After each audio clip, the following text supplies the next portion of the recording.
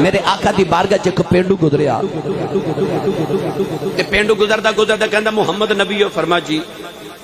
سچے؟ فرما سچا۔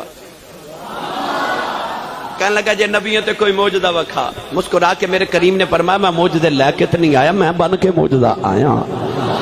اللہ نے کسی نبی نو ایک، کسی نو دو، کسی نو تین، حضرت موسیٰ نو سب تو زیادہ مفتی احمد یار خنیمی گجراتی نے لکھا 9 معجزے دیتے، سب تو زیادہ۔ اچھا جنہوں سب تو زیادہ دیتے انہوں 9، پر جدو آئی نا تیرے میرے ماہی دیواری تے اللہ نے فرمایا سونیا برہانم من ربکم، اساں تینوں بنا کے معجزہ بھیجے ہے۔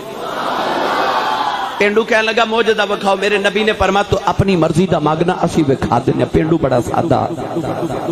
ابو جال ایڈا سیانا کہ جدو گھروں نکل دے نا تے کینکریاں مٹھی چ لے کے آندا، تیاری کر کے آندا تے آ کے میرے نبی نو کہندا جے نبی تے دس میری مٹھی وچ بولو کی ہے؟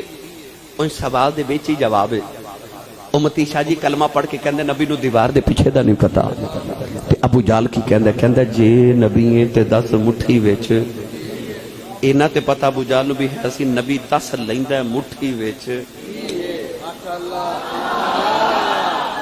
کہندا جے نبی تے 10 مٹھی وچ کی ہے؟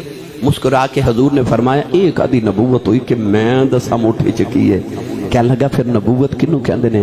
فرمایا نبوت ایویں نا جو مٹھی وچ او دسے میں کون ہاں۔